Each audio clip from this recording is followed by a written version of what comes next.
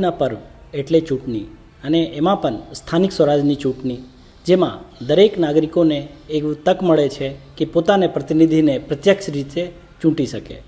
પોતાના જે પ્રશ્નો છે સ્થાનિક લેવલે એના ઉકેલ લાવવા માટે સ્થાનિક સ્વરાજની ચૂંટણી મારફત લોકો વહીવટમાં પ્રત્યક્ષ રીતે પાર્ટિસિપેટ કરી શકે છે. આવતીકાલે એટલે કે 26 એપ્રિલ 2026ના રોજે સવારે 7 વાગ્યાથી સાંજે 6 વાગ્યા સુધી સ્થાનિક સ્વરાજની ચૂંટણી માટે મતદાન થનાર છે. અમદાવાદ જિલ્લામાં અમદાવાદ મહાનગરપાલિકા, તાલુકા પંચાયત, જિલ્લા પંચાયત અને 3 નગરપાલિકાઓ માટે સ્થાનિક સ્વરાજની ચૂંટણી થવાનું છે.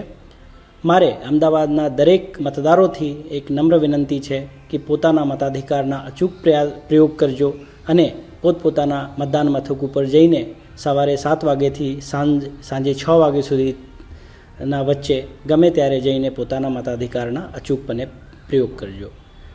જિલ્લા વહીવટીતંત્ર અને જિલ્લા ચૂંટણી અધિકારીની કચેરી અમદાવાદ મારફત મતદારોને કોઈપણ જાતની અગવડતા ના પડે એના માટે ગરમીના સિઝનમાં પણ ઘણી બધી વ્યવસ્થાઓ કરવામાં આવી છે. જે જગ્યા જરૂર છે ત્યાં છાંયડાની વ્યવસ્થા કરવામાં આવી છે, પીવાનું પાણીની વ્યવસ્થા કરવામાં આવી છે, આરોગ્યની ટીમોને પણ અનેક જગ્યાઓ પણ વ્યવસ્થા કરવામાં આવી છે. તો સમગ્ર વ્યવસ્થા કરી દેવામાં આવેલ છે.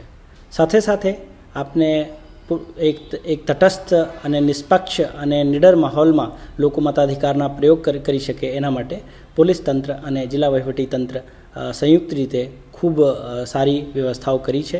મતદારોને કોઈ પણ પોતાના મતદાન મથક શોધવામાં કોઈ અગવડતા ના પડે એટલા માટે મતદારો acc.gujarat.gov.in પર જઈને પોતાના મતદાન મથક ક્યાં છે એનું પણ સર્ચ કરી શકે છે. તો ફરીથી અમદાવાદના દરેક લોકોથી મારી વિનંતી છે કે પોતપોતાના મતાધિકારના અવશ્ય પ્રયોગ કરે.